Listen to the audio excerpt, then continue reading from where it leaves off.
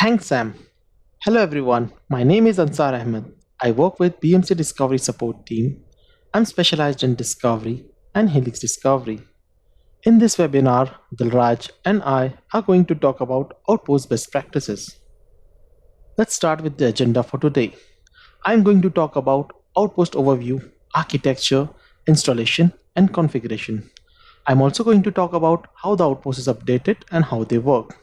We will then discuss Outposts frequently asked questions. Dilraj will then explain scanning behavior using Outpost, as well as troubleshooting common Outpost issues. Let's have a look at Outpost overview. BMC Discovery Outpost is an application software that runs on a dedicated Windows server. It can be registered with appliances as well as clusters. It scans the target endpoints and sends the results to the Discovery appliance. Let's talk about the Outpost architecture. Initially, Outpost was introduced for the Discovery SaaS solutions, also known as Helix Discovery. Later, it was made available for on-prem appliances as well. Let's understand the Outpost architecture. We can see two networks. One is on-prem network, another one is cloud network. The cloud could be AWS, Google Cloud, or Microsoft Azure. The Outpost can be deployed on these two networks to scan the data. Once the data has been discovered, it can be synced to the CMDB. Basically, when you have a segregated network, Outposts can be used to scan them and feed the data to the Discovery. Let's see how to install and configure the Outpost. But before that, let's have a look at the prerequisites. Outpost must be installed on a 64-bit platform. The supported OS are Windows Server 2016, 2019, and 2022. The minimum CPU is 2 CPU, memory is 8 GB RAM, and the minimum hard disk is 60 GB. Let's see the demo on installation and configuration of the Outpost. We will first download the installer. In order to do that, log into your Discovery appliance. Once you are logged in, click on Manage, Outposts and Proxies. Here we can see download the installer. Click on download to download it. Once the Outpost installer is downloaded, copy it to the Windows server on which you want to install the Outpost. For demo purpose, I'm installing the Outpost on my laptop. Let's start the installation. Let's click on Next. This is the default location on which BMC Discovery Outpost will be installed. Port 443 is the web interface port. Below we can see Outpost administration password. Let's configure the administration password.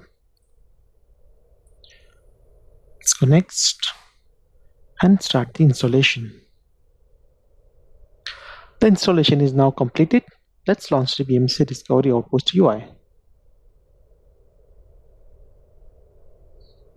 Here you can see the URL is in this format, localhost/admin login.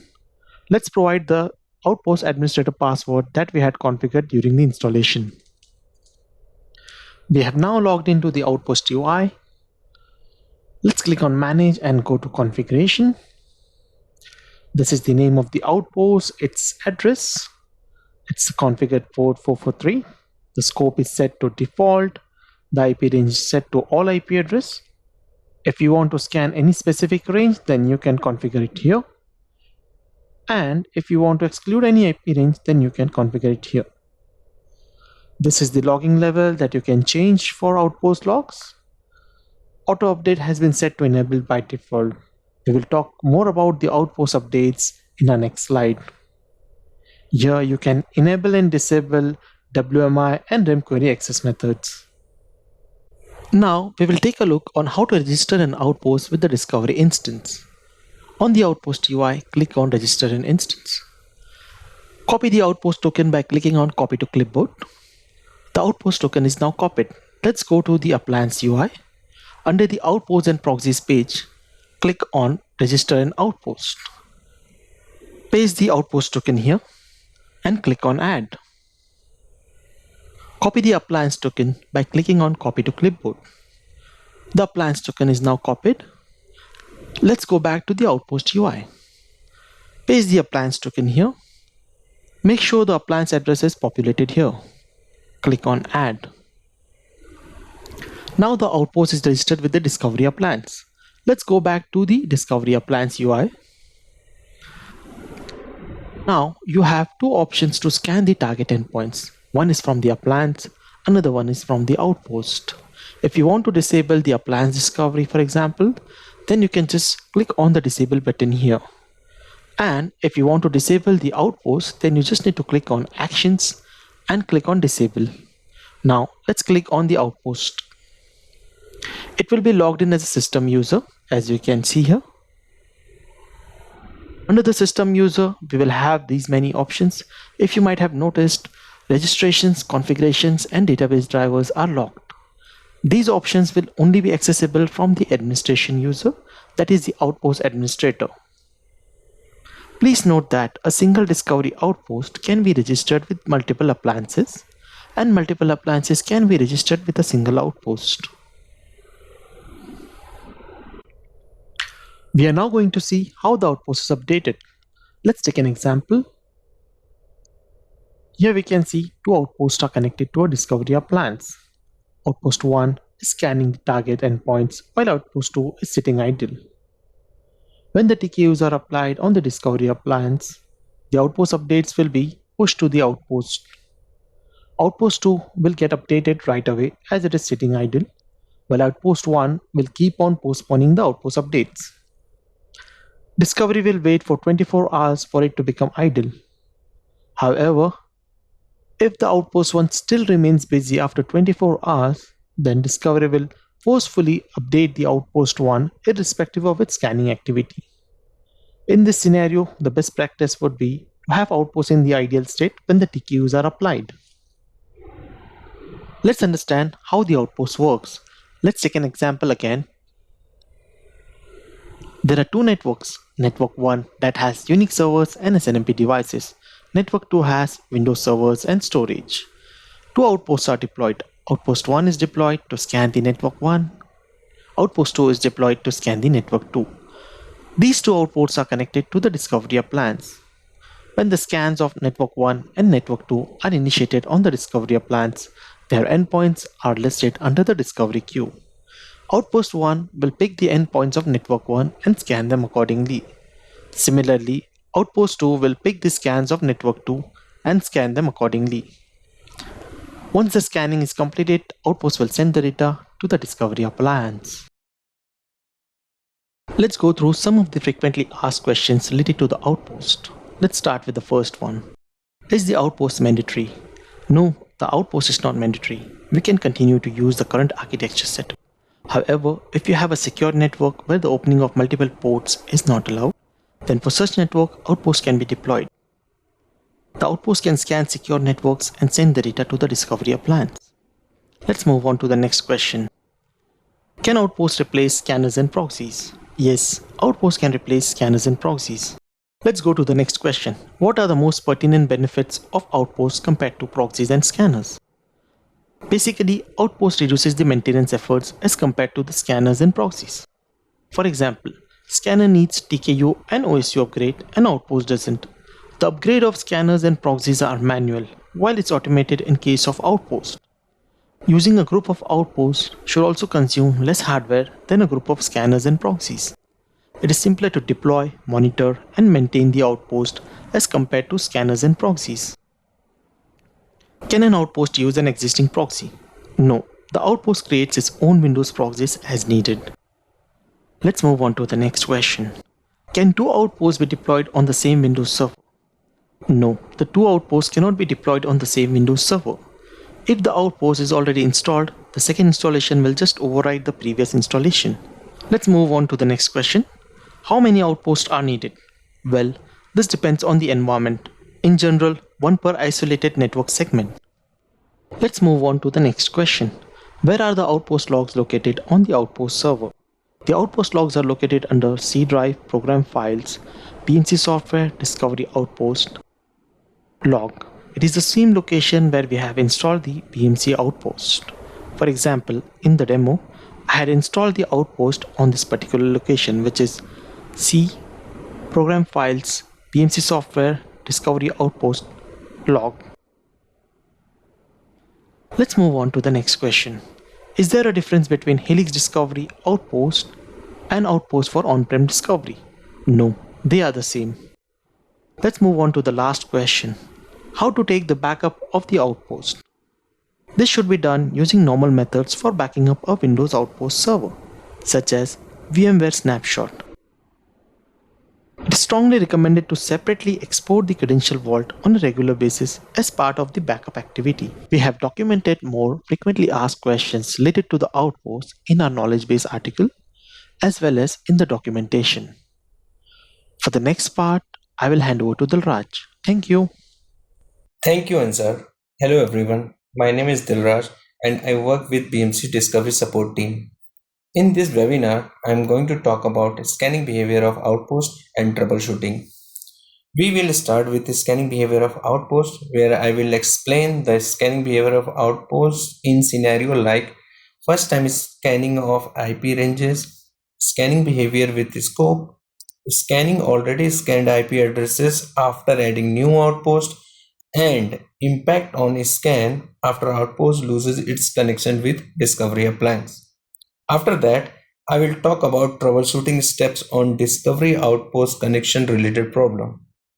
Let's take demo here to see the scanning behavior of outpost in different scenario. In scenario first time scanning of IP ranges, we will see how the IPs are getting distributed within the outpost for scanning. For this demo, we have set up a system with 3 outposts added to one discovery appliance. Here we can see all 3 outposts successfully registered with the appliance. To create the credential, let's launch the Outpost UI. Now go to the Manage and click on Credentials.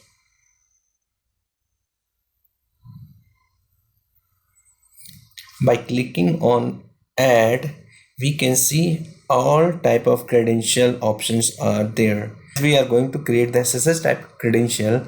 Click on SSH. Here provide the details, username,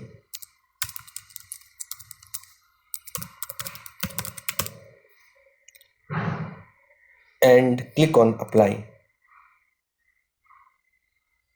We are now successfully created SSH type of credential. Similarly, we will create the window type credential. Go to the add and click on Windows. Provide the details here.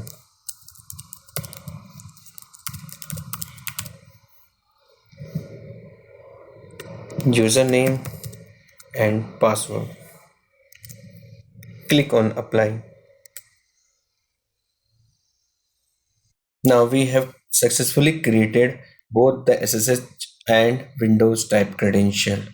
Now we have to create same credentials in all the outposts. For that, we will use export import utility to create the credential in other 2 outposts. In this particular outpost UI where we have created these 2 credentials, click on export, enter the passphrase, click on export. Here we can see the credentials are exported in JSON file. We will use this file to import this credential in other 2 outposts. In order to do that, go to the Discovery UI and launch both the outposts. Now go to the Outpost UI and click on Manage and Credentials. To import the credential, click on Import and choose the file. We have to provide the passphrase here which we entered during the export of those credentials. Now import. As we can see, those 2 credentials are imported here. Similarly, we will import the credential in other outposts. Now in all 3 outposts, we have successfully created those 2 credentials. Let's scan some IP ranges. To scan, go to the Discovery UI, Manage, and click on Discovery. Add new run. Enter the detail. As we are performing this demo for default scope, so select anything suitable. Enter some IP ranges here. Click on OK. As we can see, the scan is completed.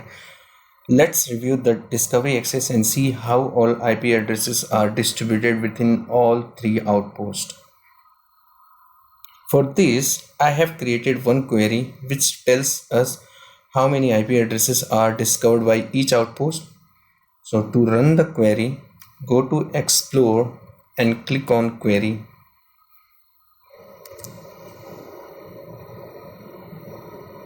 And run this query. Using filter in outpost column, we can see the number of IP addresses scanning by each outpost. From this list, we can conclude that all IP addresses getting distributed almost equally within three outposts. Now let's talk about second scenario where we will scan the IP ranges with a scope. For this, first we need to create a scope in Outpost. In this demo, we will include two outposts in one scope. So to create the scope, go to Outpost UI, Manage and Configuration. Provide the scope name here, example Pune_DC. Now click on Apply. Click on Yes. Now we can see the scope Pune_DC created successfully here. Similarly, we have to create the same scope in other outpost. So go to that outpost and let's create the same scope here. Click on Apply.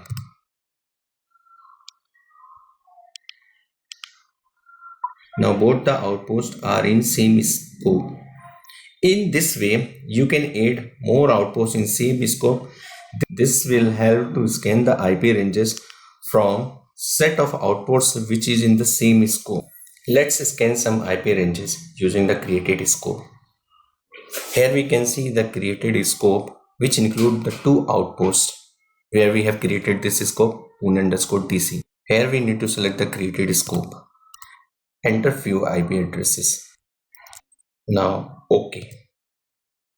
Now the scanning is in progress and we can see the scope is selected as Pune_DC which we have created in two outposts. As we can see the scan is completed. Let's review the discovery access and verify the outpost defined in the scope only responsible for scanning of all these IP addresses. For this I have created one query which tell us the scope and the list of outposts discover the endpoints. To run the query, go to Explore and click on Query.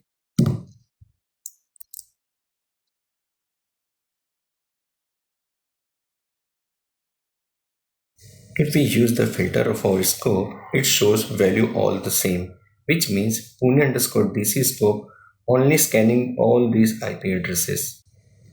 Moving to outpost column, it's showing only two outpost ID. This means the two outposts which are part of the Pune_DC scope is scanning all these IP addresses. This conclude using scope we can define dedicated list of outposts for scanning particular IP ranges. Moving to next scenario, we will see what happened when scanning already scanned endpoints after adding new outposts in discovery. Here we can see only three outposts added in discovery. Now let's add another outpost.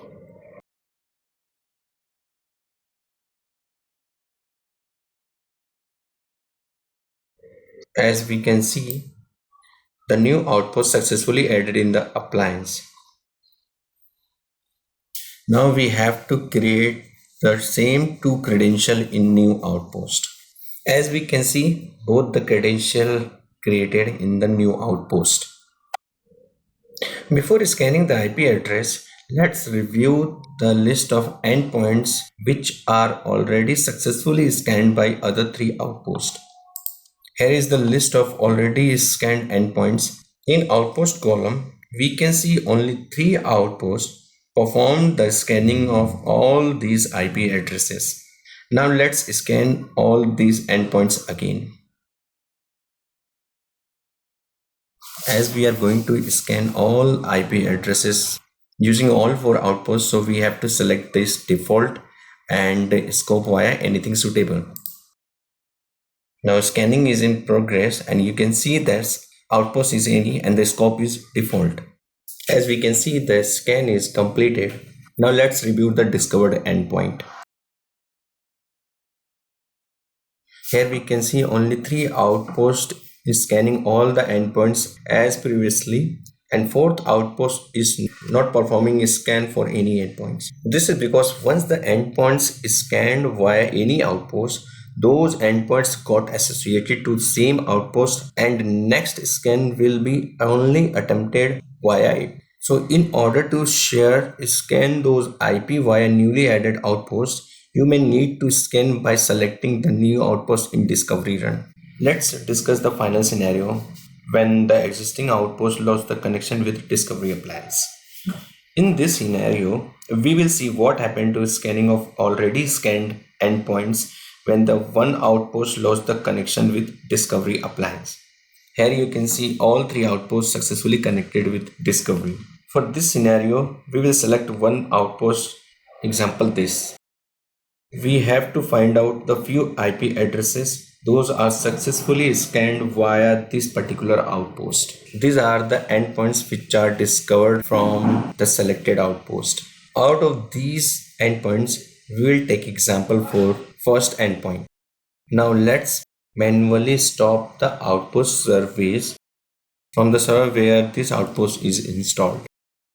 As we can see, the service got stopped and status of the outpost showing in discovery is contact lost. Now let's scan this endpoint.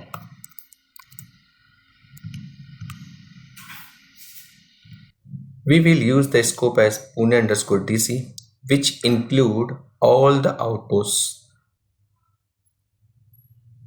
As we can see, the scan is in progress and outpost selected as any, and we have selected the scope Pune_DC where we have added all three outposts. Scan is now completed. Let's review it. Here we can see the successfully scanned IP now failing with error timeout.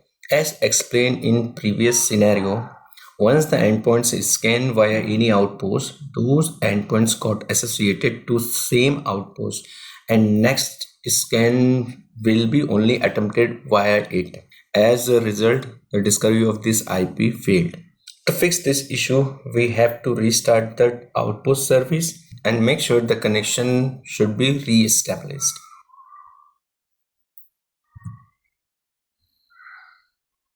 As we can see, the service got restarted. Now let's see in the discovery whether this outpost got its connection back.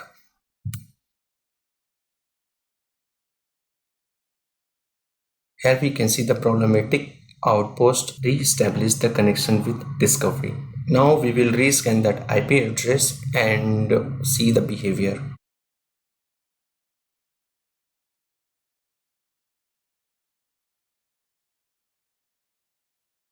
Here we can see the same outpost able to scan that endpoint. This concludes my presentation on scanning behavior of outpost in different scenario. Next, I will talk about the troubleshooting on outpost discovery connection related problem. Let's look at the issue you may see while registering outpost with discovery. See, the connection fails with error not yet connected.